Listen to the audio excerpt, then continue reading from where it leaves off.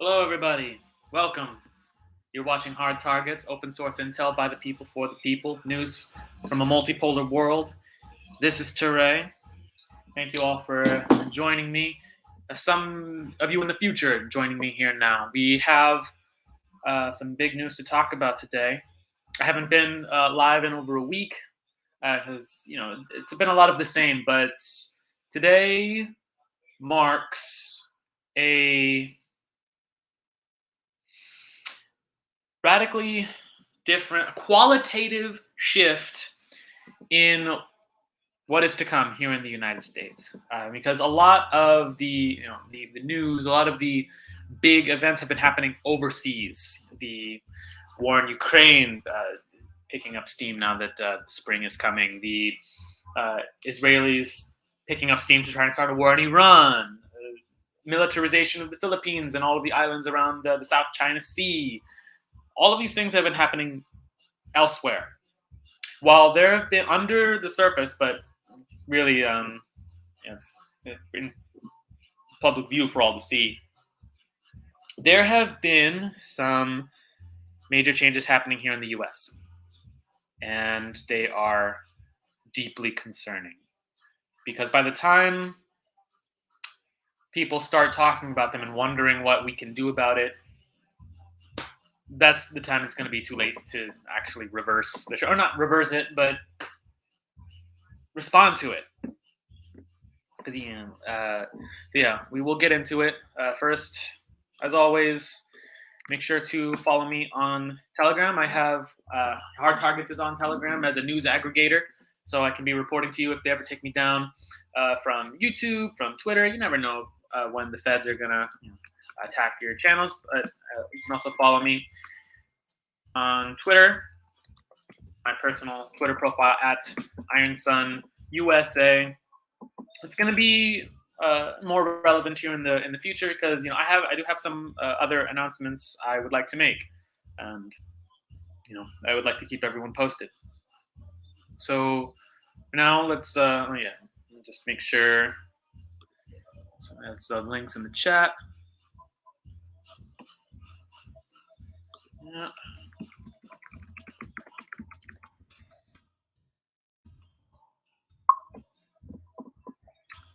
All right.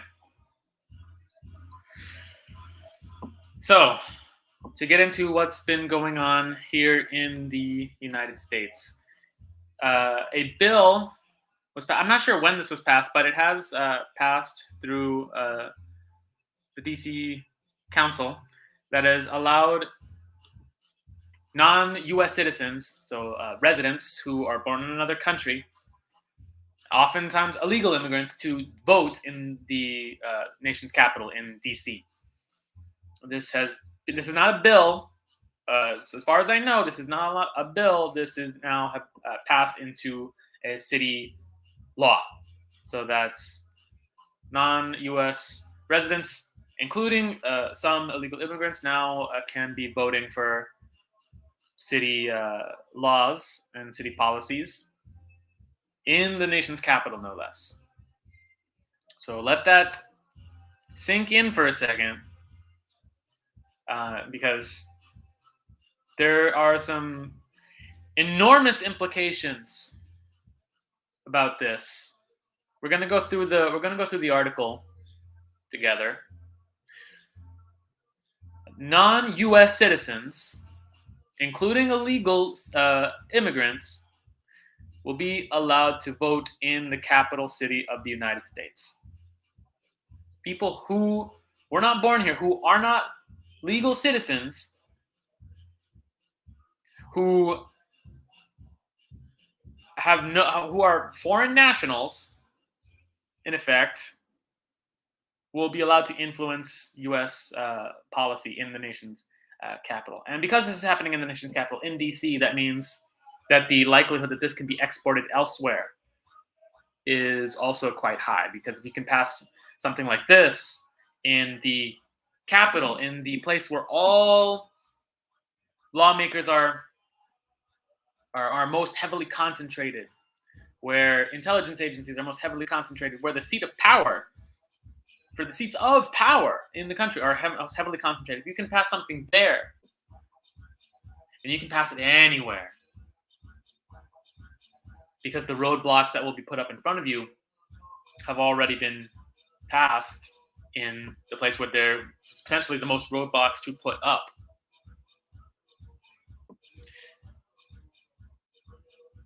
And this is concerning news just in and of itself. On top of other trends in the United States and in Mexico, where like 2 million immigrants are like coming through the border last year, and more set to pass through the border this year. More like there are other demographic trends and legal consequences to this that go beyond just local, like influencing like local elections. So let's go through it. My Wi-Fi is a little sticky right now, so maybe we won't go through the whole thing. Let me just share my screen here.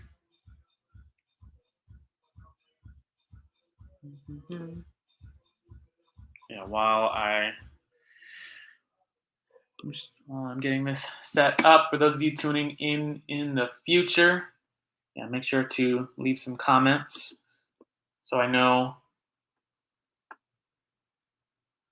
what y'all are thinking.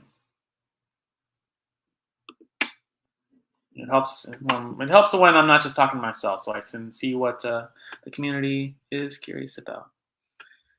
So, okay.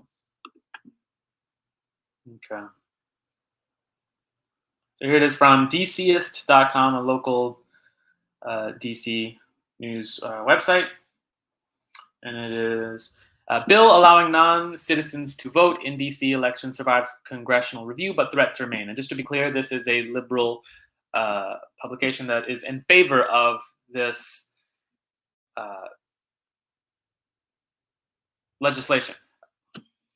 So to give you an idea of the liberal mindset, that what liberals are doing to this country, that now that the liberals are consolidating power to hold like permanent Democrat authority, that's what this is.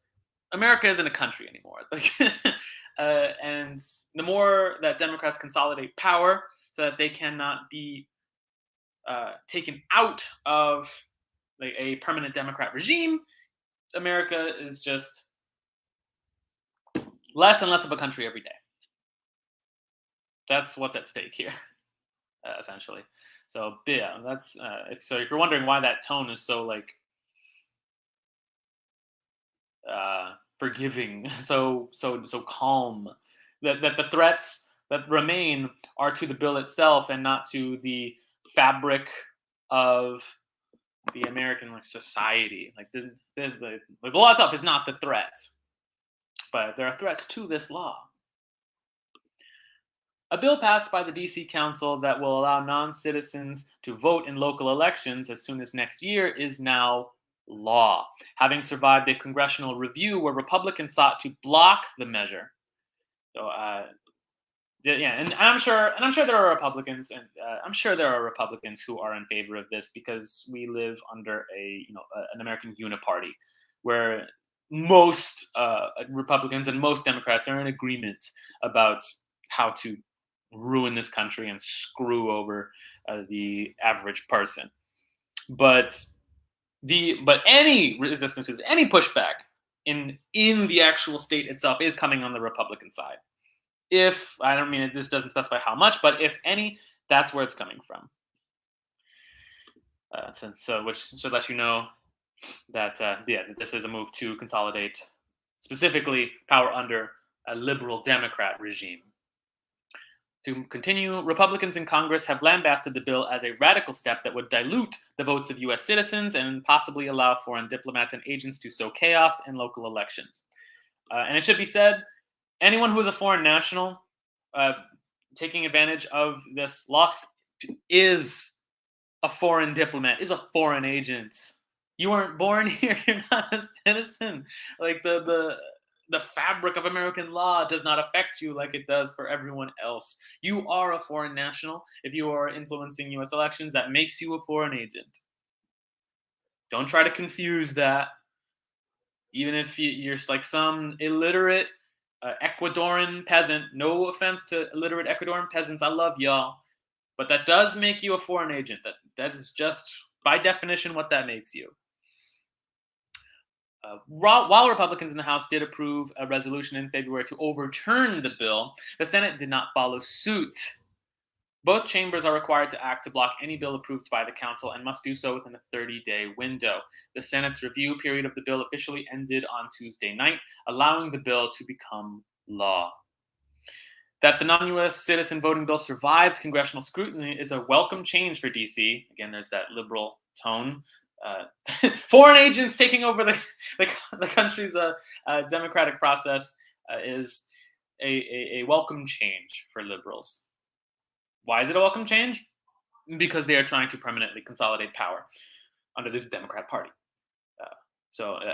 Welcome change for DC, which last week suffered a stinging rebuke when the Senate overwhelmingly voted to block a bill that revised the city's criminal code. The House approved a similar measure in February, and President Joe Biden said he will not veto it. So on top of trying to defund police departments so that crime is on the rise, on top of rising inflation and rising debt, rising student debt, rising credit card debt, rising health care debt, health insurance debt. On top of all these things that are dragging down your quality of life, no matter no matter how much money you make, no matter who you are in this country, your quality of life is going down, period. On top of that, the welcome change for liberals is to now dilute after blitzkrieging, that's the word I would use. After blitzkrieging the U.S. electoral system during the COVID lockdowns, when they made mail-in ballots the universal standard, meaning they could fabricate as many votes as they wanted, they could hide as many votes as they wanted, they could shut down entire states if they wanted to give them time to fabricate votes and rig machines and all of this during the lockdowns. After that entire blitzkrieg, which made the country, at least a third of the country, but likely more who are diluting themselves, making the entire country aware of the fact that the electoral system is corrupt, they are openly doing it again, a second attempt to blitzkrieg the U.S. electoral process. Now in complete bold-faced nakedness.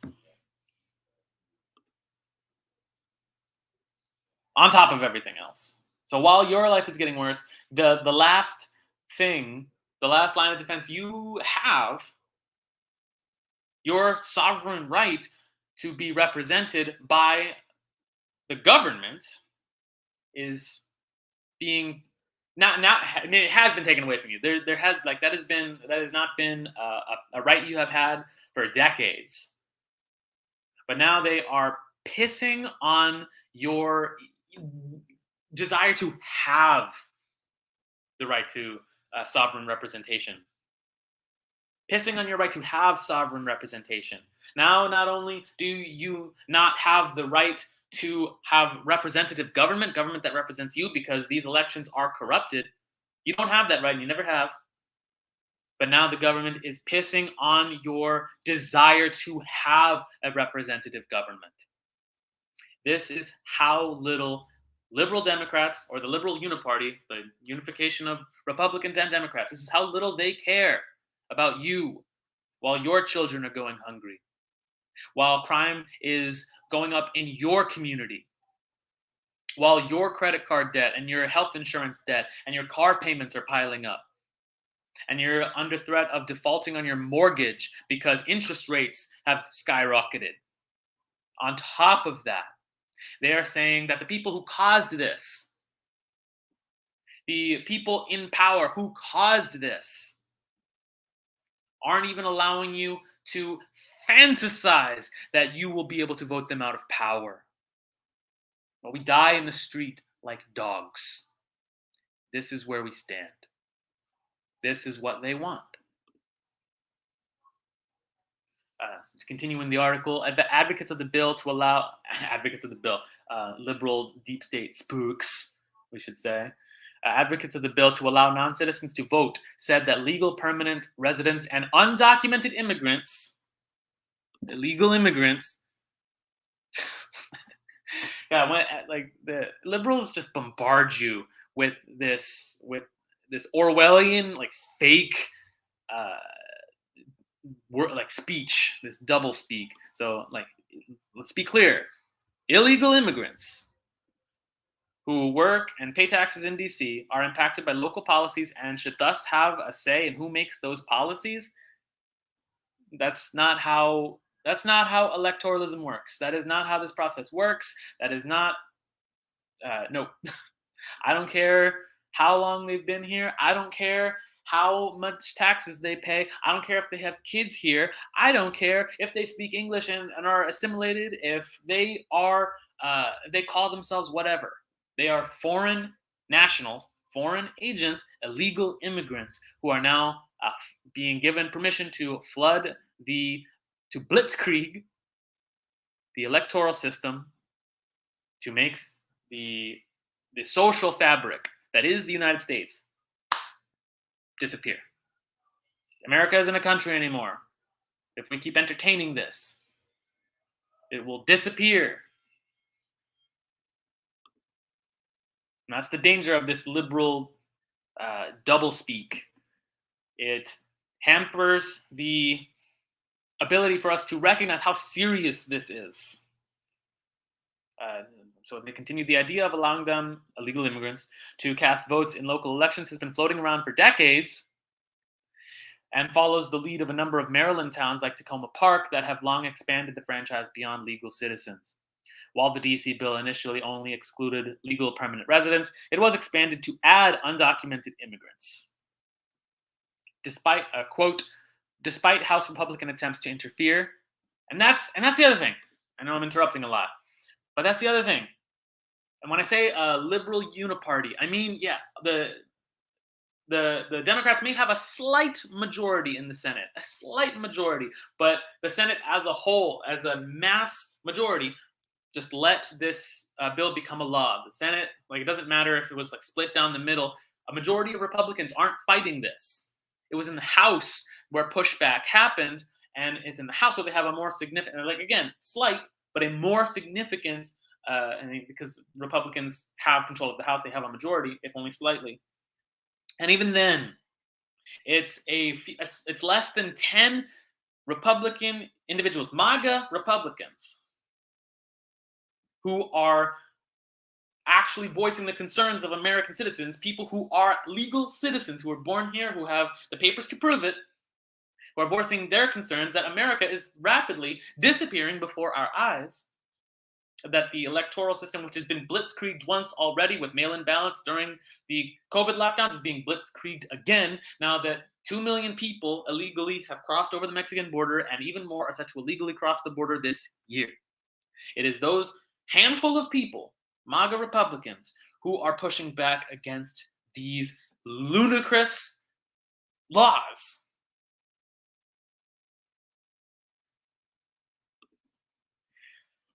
So despite House Republican attempts to interfere, the Local Resident Voting Rights Amendment Act became law.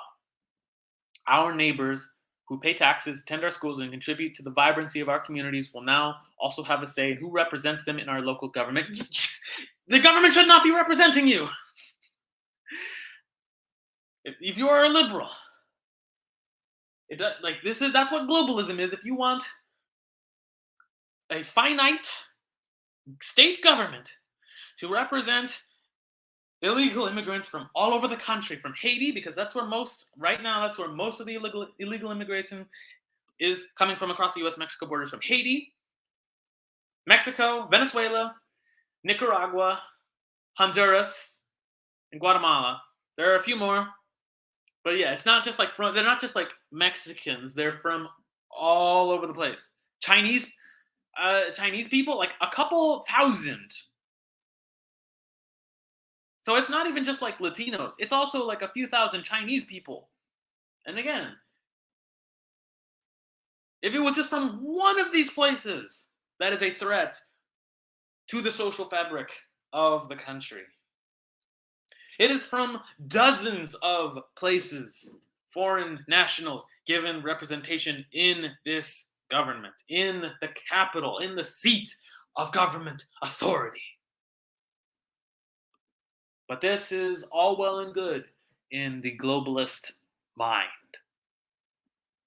to dilute America, to become this crime ridden, inflated, poor, diverse, anarchistic soup. So, just for the sake of my Wi Fi, you get the idea. This is what's going on. This is the major crux of what I want to talk about, because that's the qualitative change. Because we know that millions of illegal immigrants have been pouring over the border. We know that the electoral system is rigged against us, and it always has been. This is a qualitative shift. Just like the COVID lockdowns in 2020 were a qualitative shift to not just make the electoral system illegitimate, but make it easier for Democrats to corrupt. And they're doing it again, openly, not hiding it anymore. And the reason I wanted to talk about this today is because it aggregates with a lot of other serious problems. The first being that AMLO, President López Obrador, known as AMLO in Mexico, in response to neoconservatives in the government, like what's his name, Dan Crenshaw in Texas, and Lindsey Graham in South Carolina, have been pushing for like military occupation of Mexico because of the growing cartel problem, which again is funded by the United States government. The CIA, people like Obama, have been funding the cartels for years, just like the government funded cartels back in the 80s. Reagan started funding cartels in the 80s to be able to give a supply of money to the Contras in Nicaragua.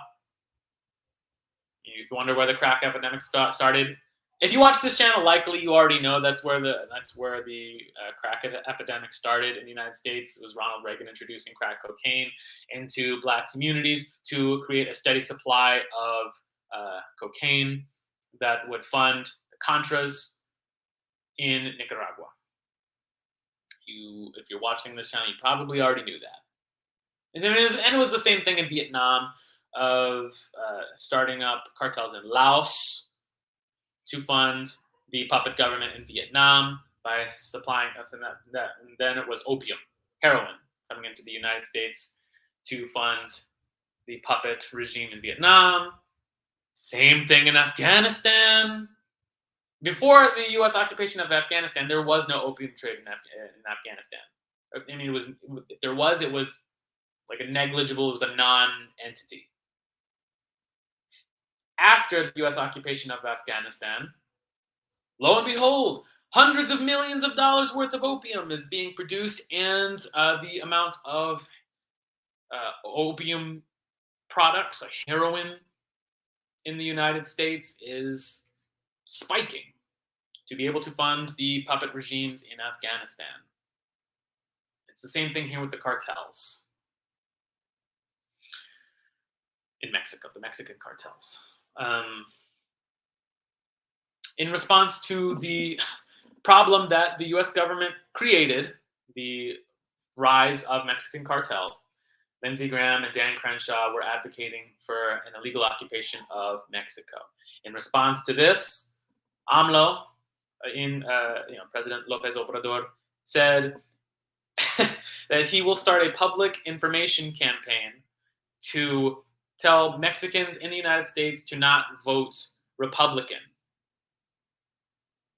that foreign nationals he will convince foreign nationals in this country to not vote Republican. I remind you, Republicans are the ones who are the only ones fighting back against foreign nationals voting in the US government. Interesting. Interesting. So you're telling me that the president of a country where the foreign nationals are coming from is threatening to convince millions of foreign nationals in this country to vote against the only people stopping the foreign nationals from voting in the U.S. election. Hello, second person in the in the comment stream. Glad to see you there. I forgot I'm not running the ticker. Yeah, welcome. You're watching Hard Targets. Happy to have you on here. Make sure to leave a comment if you if you're just hopping in. Follow the so it'll be over here. Follow the socials in the chat. Since I have you here, Iron Sun USA on Twitter, at Hard Targets Intel on Telegram, because you never know when talking about this stuff is going to make the government shut me down. Make sure to follow me on Telegram. All right, back to what I was talking about. So, yeah, I like AMLO. Subjectively, as a person, even as a leader, I like AMLO. He is a cool dude. But I've been talking about regime-changing U.S. Congress for years. That's who I am. I'm a revolutionary. Years and years spent in a revolutionary formation, being dual and contending state power for poor and working class people all around the country, supplying healthcare supplies during the lockdown when the government was trying to kill us then, supplying housing and food to homeless people in Atlanta when the government was trying to kill us there. And I have to talk about this now because this is a new way that the government is trying to kill us. So I like AMLO, but if we're gonna be regime changing the entire U.S. government, then he's got to go too. This regime change AMLO. I don't care how much I like the guy, but the only way, if America and Mexico are no longer countries, then we gotta throw both governments out the door and federate this shit. Oh, hey, Ron Swanson stuff. I knew you were one of the people watching. Yeah, seriously, AMLO is a leader in terms of South American countries. He does set some positive trends, like Biden's coalition, like a meeting between the leaders of North and South American states when he banned Cuba and Venezuela from attending. AMLO was the first one to say that he would not attend either. And then a number of other presidents of South American countries followed suit. Well, I mean, Mexico's in North America, but you know what I mean, like Spanish-speaking countries, Latin countries. So AMLO was the first. So he does set some positive trends. But the fact that he can't follow Bukele's example, the most important precedent set in terms of fighting any sort of crime problem, let alone the cartel problem, crime in general. Bukele's example of rounding up over 2,000 MS-13 members and throwing them in jail, even giving them due process, maybe a quick trial, but it was a trial for 2,000 psychopathic, murderous human beings and throwing them into a prison where they'll never see the light of day again, and dropping the murder rate in his country 70% or more, so that Ecuador is now safer than St. Louis, than Chicago. You would be safer walking around El Salvador than you would be walking around in Baltimore because of Nayib Bukele, because of the leadership he gave to his people. And Mexico, 9 out of 10 of the most dangerous cities in the world, of the highest murder rates, 9 out of 10 are in Mexico. Because of the rising threat, and this is how bad it is now, because of the rising threat of cartels funded by the US government. Every day that AMLO does not follow that precedent, Bukele's precedent, of rounding up those people and throwing them into jail, well, they'll never see the light of day again. Granted, there's more of them in Mexico than there are in El Salvador. El Salvador is a tiny country. That doesn't mean it can't be done. That doesn't mean he can't express that this is what he wants to do.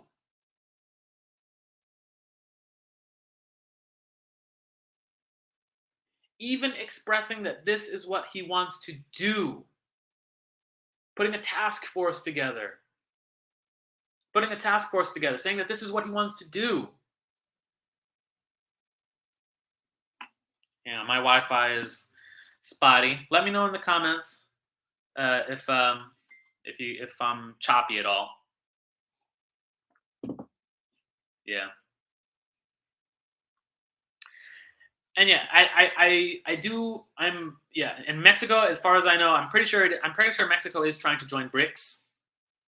So, this is another reason why the CIA wants to destabilize Mexico, is because international criminal organizations like the cartels, like ISIS in Syria and Iraq, like these international criminal organizations are used to destabilize countries so that they can't join into sovereign alliances with other countries that want to respect their sovereignty. So the cartels are to keep AMLO from successfully joining BRICS, to successfully be a sovereign nation. However, he has taken an initiative against cartels in the past, just a few months ago. Less than 3 months ago. Captured El Raton, one of the mouse, I forget his name, one of El Chapo's sons in the Sinaloa cartel, and started a massive shootout, a massive war, like an actual war with the Sinaloa cartel. But it was an initiative. Allegedly an initiative he didn't ask anyone to do. He just took that initiative. So it can be done. So Mexico isn't a country anymore because the cartels have so infiltrated their society. If you look on Telegram, there are videos of other cartels. Jalisco, a new generation cartel. I think it's Jalisco. Yeah, the cartels on the southern part, I think, of the country, like dressing up as members of the Mexican National Guard, infiltrating the National Guard. I mean, that must be what they were trying to do if they got uniforms to dress up like Mexican National Guard members. That must be what they're trying to do. So,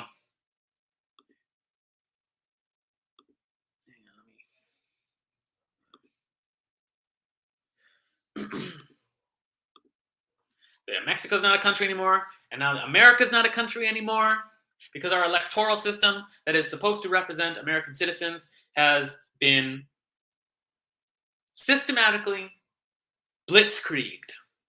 Blitzkrieged by mail-in ballots, now blitzkrieged by foreign nationals. And I'm not blaming, I'm not blaming any of the illegal immigrants for that. I mean, they didn't come here with the intent of diluting American democracy. They might be foreign nationals. They're unwilling foreign nationals, or if they're unaware foreign nationals. They might be foreign agents, but they didn't come here willingly planning to be foreign agents. So I don't blame them for that. I do, categorically, I do blame the U.S. government as the primary one responsible for for taking away the sovereignty of both America and Mexico, for creating the migrant crisis. Biden himself, the one who started this crisis 14 years ago in 2008, when he couped Honduras and created MS-13. That's where MS-13 comes from. Just like ISIS was a creation of the Obama administration, MS-13 is a creation of the Obama administration and Biden as well. Like, these people aren't creative. They don't create new ways to screw with us. They do the same thing that they did before, and they just copy it. Why wouldn't they? Syria is still dealing with ISIS. So why wouldn't they? So why wouldn't the U.S. government continue to do what has worked in the past? So Mexico and America are not countries anymore, and this divide between Mexican citizens and American citizens, that is also fake. That is a false division that is keeping us from successfully solving this problem of wiping out the cartels who are smuggling people over the border to push like fentanyl, $100 million worth of fentanyl or more. No, it's not 100. I mean, yeah, millions of dollars worth of fentanyl, but enough pills of fentanyl created and seized that could kill 100 million people, 100 million U.S. citizens, if it all got spread into the country. That's how much fentanyl is just being captured by by Customs and Border Patrol. Who knows how much of this stuff is getting through following this wave of illegal migration. So you can't blame like illegal immigrants coming over the border, but you can't allow them to continue. We can't allow this trend to continue, this process to continue uninterrupted, because it's a cycle that feeds into itself. Laws like this in DC, which are allowing illegal immigrants to vote and to push welfare. That's the other thing I wanted to talk about, is welfare, because Tucker Carlson the other day brought a surgeon on to talk about how wokeness, which has been destroying our education system, is now coming for the healthcare system. So this, like, a lot of these problems are interrelated, a part of a larger strategy. Equity, that's a word that liberals are using a lot now, and it's the reason for the title of this video, the new Jim Crow. That's just what equity is. Equity is just Jim Crow Joe's idea of segregating the U.S. population. And I'll prove it. If you go back and watch Tucker Carlson's show from yesterday, you can go onto his website and watch it. And CNN has some videos. If you go on CNN's YouTube channel, and they have a video about equity being the solution to how shit the healthcare system is in this country. The example that they used, that the surgeon on Tucker Carlson used, was that equity, defined by these woke doctors, means that black people should be treated by black doctors, black surgeons, black internal medicine, which, if you Google, like I Googled, the percentage of black surgeons, do you know how many black surgeons there are in the United States of America? Guess. Put it in the comments. What percentage of surgeons in the United States do you think are black surgeons? 13 to 14% of the American population is black. What's the percentage you think represented in black surgeons? It's 1.8%. 1.8. 8% is not even close. It's less than 2%. Less than 2. So if you were a black person in the United States and you were going to a woke hospital And they told you that because of a new policy, you could only see a black surgeon to deal with your cancer treatment, to deal with your crippling pain, to deal with anything that was killing you. You would have to wait to see a black doctor. And if you were getting a surgery, a black surgeon, because that was equitable. Meaning that you were underrepresented by how much less is, yeah, like 7 times. Now you are now 7 times less likely to see a black surgeon. That's the difference between 2% and 14%. No, 2, 4, 4, 8, 3 to 4 times less likely to see a black surgeon, because there's just that few surgeons who could see you. No, if it would be bad enough. It would be bad enough if this was already like if it was an actual representation. It was like 14% black surgeons. That would already be weird. Because like U.S. populations aren't that clean. Yeah, it's a very segregated country, but like populations don't like labor doesn't evenly distribute like that. So you'd still be waiting. But the fact that it's 2% black surgeons, not only is your healthcare segregated, but you are being triaged to death. You are waiting while everyone else is allowed to go in front of you because they don't have that problem of finding a surgeon who can equitably represent them. You are being forced to die in the street like a dog, just like they were doing 3 fucking years ago when the COVID lockdowns flooded the US healthcare system and forced triage then. When we found out that none of these hospitals had any of the equipment that people needed while they were dying. And we had to watch our relatives die like dogs.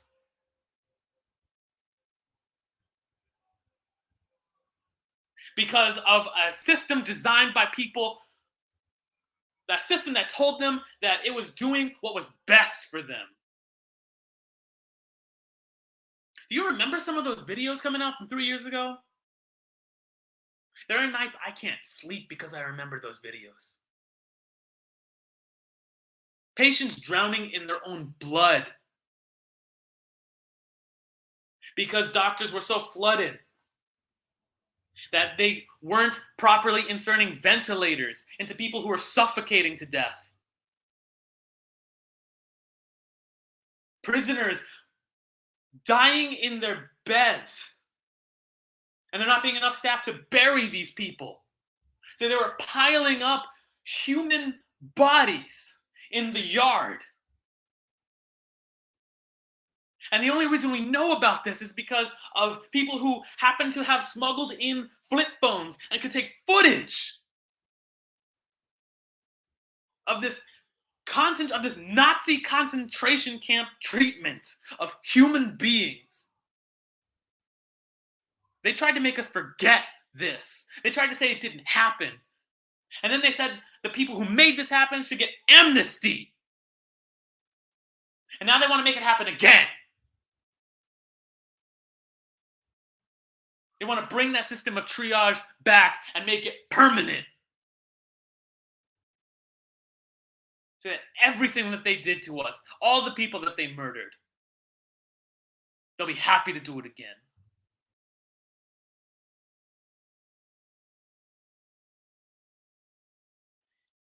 And I know that not everyone likes to think about this, but that is the situation we are in. Like, I'm sorry for bringing up the intensity out of nowhere like that. But I can't just sit back and do nothing while they make this happen again. To not just destroy the lives of people in places like El Salvador and Honduras because of MS-13, and create a migrant crisis and sanctions in Cuba and Venezuela that is forcing tens of thousands of people to leave their homes and risk a 1,000-mile journey on foot across the most dangerous cities in the world to get here. I can't blame them for that. And I can't blame them when they get here that the liberal Democrat government is fooling them to thinking that these welfare policies will save them. But that is what they are being trained to think. So I can't ignore that either. This liberal welfare, this idea that CNN saying that's the way to make equitable this healthcare system is to expand welfare, to expand like Medicare, Medicaid, and welfare, the welfare state, and set like Jim Crow level segregation across the healthcare industry. So that if you are an illegal immigrant crossing the border, you can have the votes. You can vote in. You can solidify this welfare. You can vote welfare into existence, even though you weren't born here. Even if you just got here, you have a chance of influencing the American election to make welfare a permanent source of keeping you like fed and housed and have that's your health care now. That's not how sovereignty works. That is the same shit that they pulled on black people during the civil rights movement. It's the same shit that they pulled. Again, these people are not clever. They do the same things that they've done before because it worked in the past. Welfare is the devil. But so many people are addicted to it. They are addicted to it. They don't know how else to provide for themselves because they have not seen an alternative given to them. So now is the opportunity we have to make sure that it doesn't work this time. And it's not even subsistence. You're saying subsistence in the comments. Subsistence, like subsistence farming, is something that you create with your own hands. If you're a peasant farmer in Bolivia and you are living on subsistence farming, you might be hungry all the time and you might be stuck. But like the subsistence that you produce is something that you produced. You made it with your own hands. So you have the potential, there is potential there for you to increase that production. Assuming you get rid of the system in power that is oppressing you and taking the surplus. But welfare, there is nothing that you do. You don't produce anything. I was in Atlanta for a year feeding people and giving them housing and clothes. People who were drug addicted, people who didn't want housing, didn't want to even cheap housing or free housing. They didn't want this stuff because the cash that they could get from if they had a job or from their families or from begging on the street, they could have more for cough syrup to get from CVS because they were addicted to cough syrup, or they could get drugs from the petty drug dealer, and then they had more cash on hand to be able to feed their drug habit. I watched people run from housing to be able to feed their drug habit. A lot of in San Francisco, they will give homeless people cash, no strings attached. And those, instead of using it for food or housing, the people in San Francisco who are homeless will use it. Well, they will choose to live without shelter so they can use that cash for more drugs. That is what welfare is. It's not even subsistence. Addiction, you can't subsist on addiction. It's a slow poison.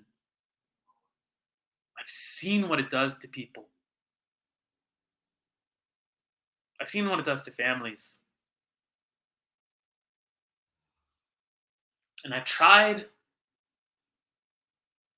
pull people out of it. And they're just so they're so lost in it that they don't know any other way to live. And you can't reason with them. And it's the same, I'm sure, for all of the people who are fleeing MS-13. They don't know that it's a cycle that that welfare only continues. Maybe they'll learn after a while, but after the system has already been solidified, like around them, and it's caged them inside of it. So it is up to the people who do understand how it works. It is up to working class people who do produce, who do produce like a surplus, who do let the society function. Truck drivers, farmers, teachers, healthcare workers, people who work on oil rigs,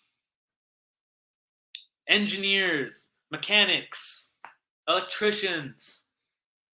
It's up to the people who do allow society to function to take control of those tools so that we're not just living on subsistence. We are attacking the system that attacks us. We are interrupting the cycle of welfare. We are interrupting the cycle of election interference. We are interrupting the cycle of liberal attacks against our own sovereignty. We are taking back sovereignty and producing for ourselves. Like it's not like the people crossing the border are our version of the peasantry. Like in Soviet Russia during the October Revolution, peasants were the peasantry. In the Chinese Civil War, peasants were the peasantry. And it's different for the United States, which is completely industrialized, and it's different, slightly different Mexico that is starting to industrialize, but like they who are kept in a state of underdevelopment, just like in feudalism, peasants are kept in a permanent state of underdevelopment.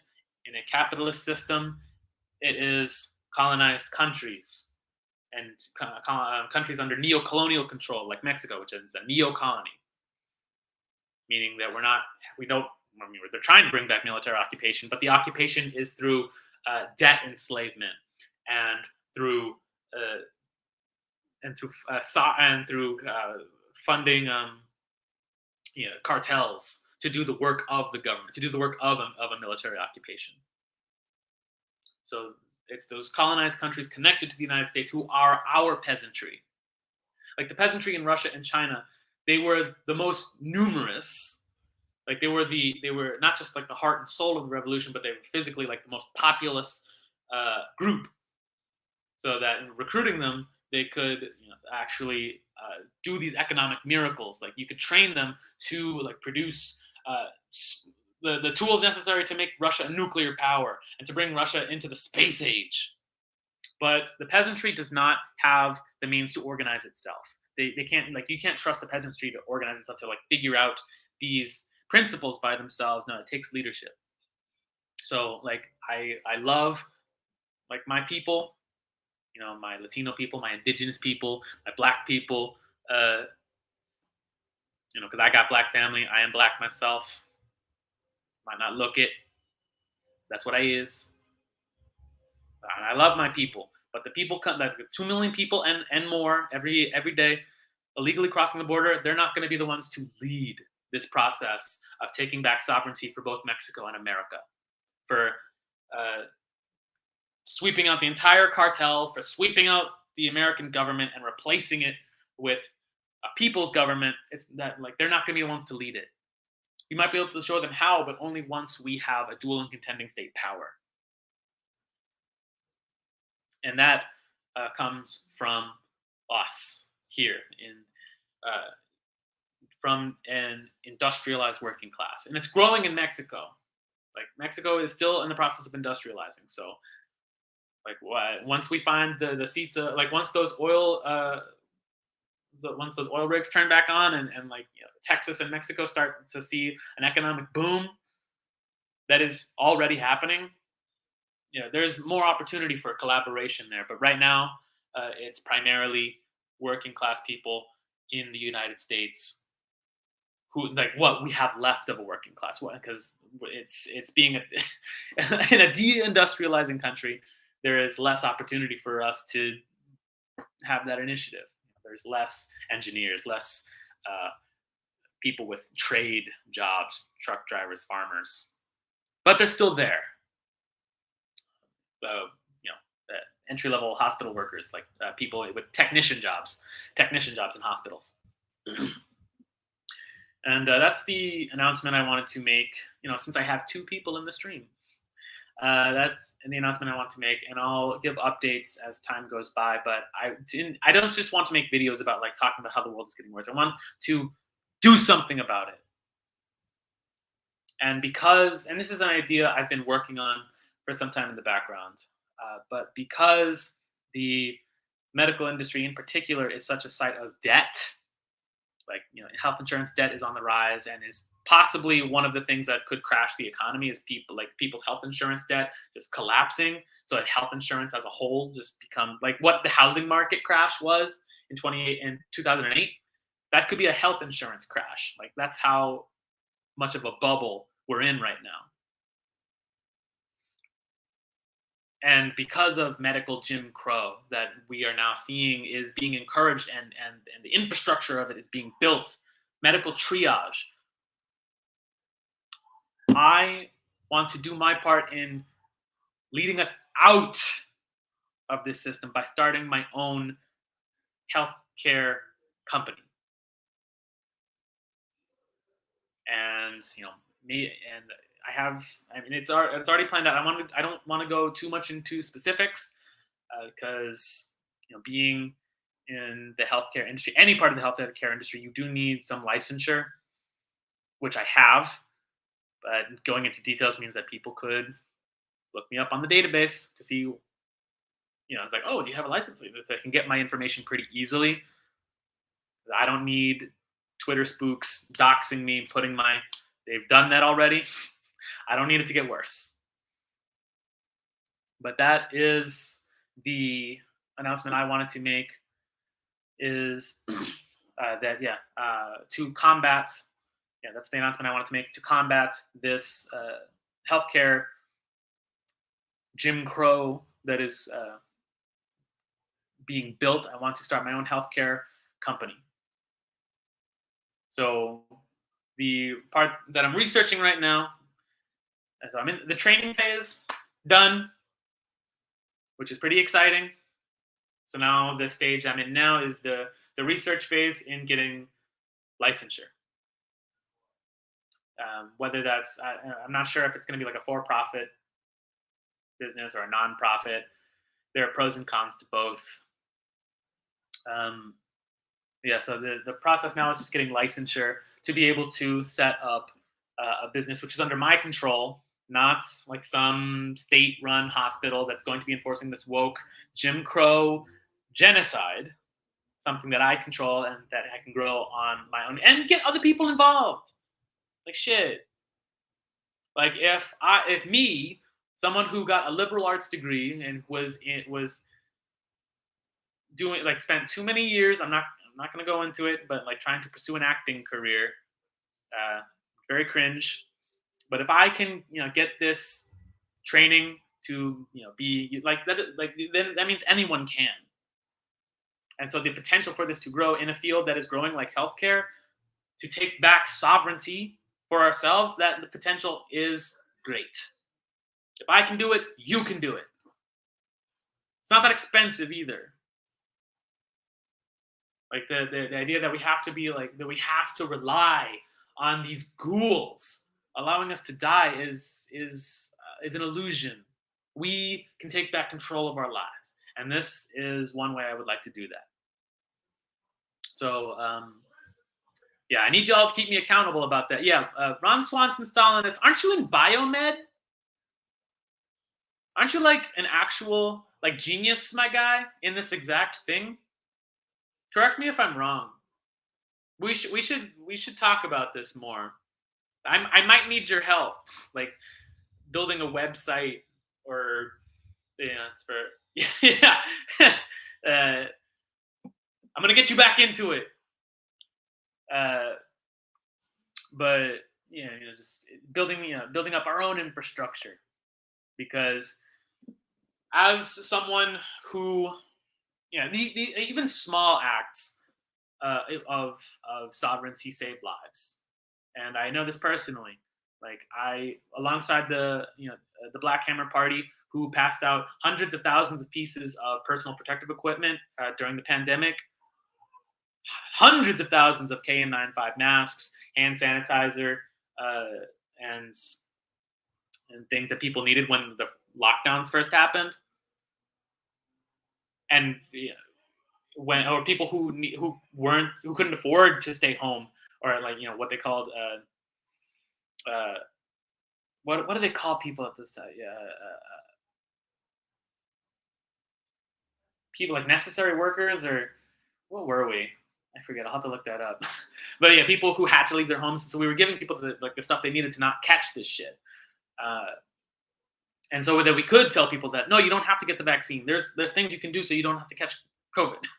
Like I can't confirm if we saved any lives, but we were putting in so many essential workers. That's what they're calling us. Like I can't confirm if I saved anyone's life, but I put in so many hours giving and even handing out groceries, just driving for like hours at a time to people like on a delivery route in my city. I was living in New England at the time, just driving in the snow to be able to like drop off groceries at people's houses because they couldn't afford it or they couldn't leave. Uh, just doing that so that people didn't feel pressured to have to choose between groceries or rents. So people didn't have to choose. So they had the equipment they needed, so they didn't have to feel pressured to get a vaccine. I can't confirm if I saved anyone's life, but me and the other members of the Black Hammer Party put in enough work that I'm sure we did. And then when housing prices went up and people started being kicked out onto the streets, and we all went to Atlanta and we started giving people free housing and free food and shelter during the coldest winter they'd had in years, I know I can guarantee we saved people's lives. Got people off the street who were being hunted down by gangs, who were freezing to death in the streets, who were dying of drug addiction, helping them kick addiction, dying of starvation. So I know we made a difference then because I was there, like physically, and I saw the difference that we made. So it doesn't take that many people to make a huge difference. And it's not this complicated thing. You just need to act. You just need to have a plan and act on that plan. So that's my plan. Is starting up a healthcare organization that like to make as permanent as I can an infrastructure to combat medical triage and to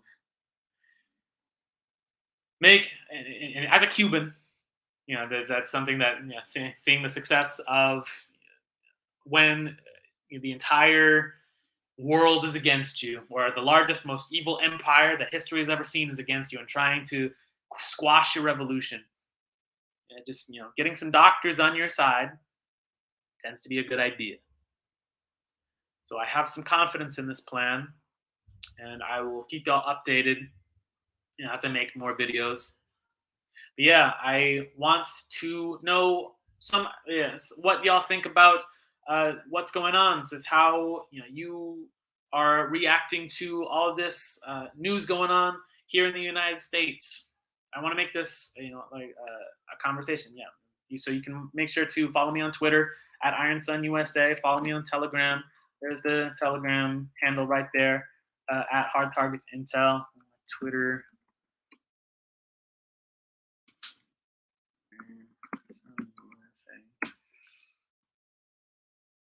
You can follow me at those places. So that we can push back. So we can push back against the systems that are killing us and our loved ones. We don't have to allow it to happen. Nothing says that there's nothing we can do. Nothing is stopping us. So yeah, I we'll be signing off for now. This video has been going a little bit over an hour. It's longer than I thought it was going to be, but this is important.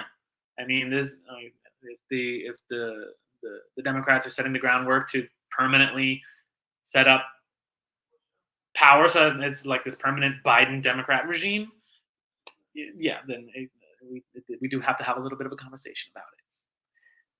But that is all the most important stuff. And I'll make videos. Hopefully, it doesn't take me more than a week to make another video. But I appreciate y'all for sticking around this long of a video. And I will be seeing y'all in the future. This is Teray. Yeah. No, I hope so. You have to tell Samira to unblock me. She blocked me. I don't know why. Like, I love Samira. Like, I respect her a lot, but I'm hurt that she blocked me. But yeah, I try. But yeah, and I'm glad that Haas is making his own damn organization too. I was worried for a second there because I was saying to people in like infrared, just like, why aren't people making organizations? Why aren't people starting their own stuff? Like, that's what people need to do. Like, stop talking on the internet. Go out and make things that last. Why are you on Twitter? Do you think Elon Musk like cares about you and cares about the like? No, he's like the Baphomet guy. That's the guy who's gonna be like, no, like we got to be building our own stuff. So the fact that Haas is also making his own organization is very encouraging, because yeah, he's a very smart guy, and he has had a big impact, and his audience has had a big impact. So yeah, I'm glad he is making like a physical organization and not just a brand and not just like a fan base. Because a fan base, this is a conversation, this is a whole other conversation for a whole other day, but a fan base is not the same. A fan base of 100,000 people is nowhere near as powerful as an organization of 10 people. If I had to choose between having a fan base of 100,000 people and an organization of 10 people, I would choose the organization of 10 people every time. Even if it was 5 people. 5 people. I would choose an organization with 5 people in it, including me. So just me and 4 other people. Than a fan base of 100,000 every single time. That is how much faith I have in an organization. That is the results I've seen. And how little I've seen of people with fan bases of 100,000. People with very big followings. How little they've accomplished by just talking to this fan base. Organization beats fan base every time. So yeah, any chance you get to like encourage that trend of organization over a fan base, we have to push people in that direction. Because yeah, like the George Floyd rebellions, that was the largest number of like African people around the world, black people around the world rebelling because of the death of this one guy. That was the largest synchronized rebellion of black people in human history.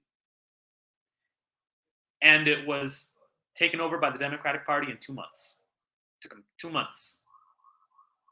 Millions of people taking to the street, rioting, and saying they demanded change, and we're not going to take it anymore. And yeah, this is world-class solidarity, and we're going to rise up, and we're going to fight the power. And it took 2 months to take that completely over, and to make it so that by July, 80% of the people going to those protests were white Democrats.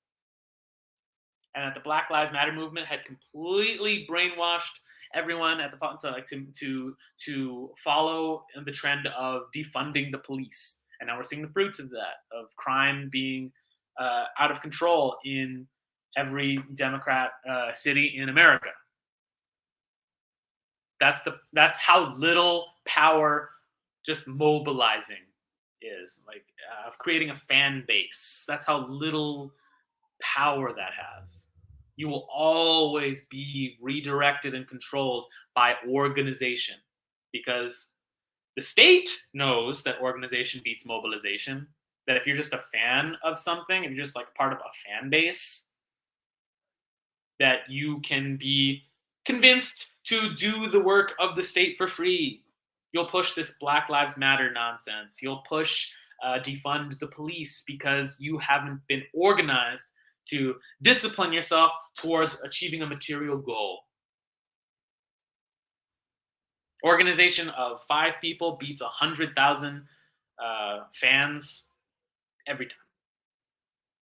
So hopefully in a year, my organization will have 5 people in it. If in a year I have 5 people working in my healthcare organization, that would be, that would exceed my expectations. Like, I just hope in a year to have a business that that lasts a year just with me in it, just doing healthcare work in my city. If I had 5 people, oh, I'd be unstoppable. Woo! Woo! Oh my God! If I had 5 people in my organization, man, we would have been yeah. Like my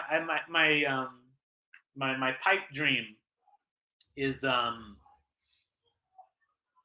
when news broke about East Palestine and how scared. Like, there's only like 4,000 people living there. In terms of like helping out 4,000 people get like regular testing, regular healthcare, just basic stuff. That's what they need, is like basic attention and basic services that provides the medical information they need to start a mass lawsuit. Like, the lawyer who had been organizing town halls for them said that he cannot bring Norfolk Southern to heel for this like mass poisoning unless there were medical tests that proved that there were certain chemicals like in their systems. So even just basic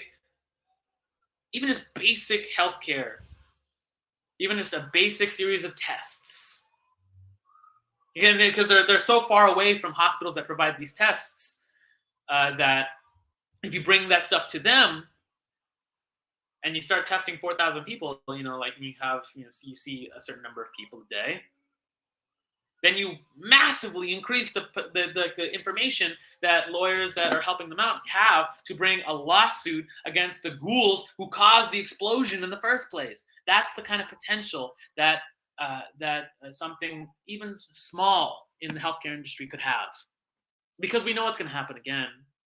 We know it's going to happen again.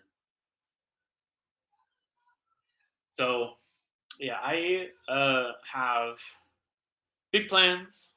You have to keep me accountable. Y'all have to keep me accountable to it, because I've been moving a little slow, and we can't afford to move slow when the state is moving faster than ever to make sure that the U.S. isn't a country anymore. Yeah. So that's all I got for today. I appreciate y'all. Make sure to share this video, and I will see y'all as more news comes out, and I'll keep you updated about the migrant crisis and all that. For now, you've been watching Hard Targets, open source intel by the people for the people. This is Teray. That's all I got. I'm out.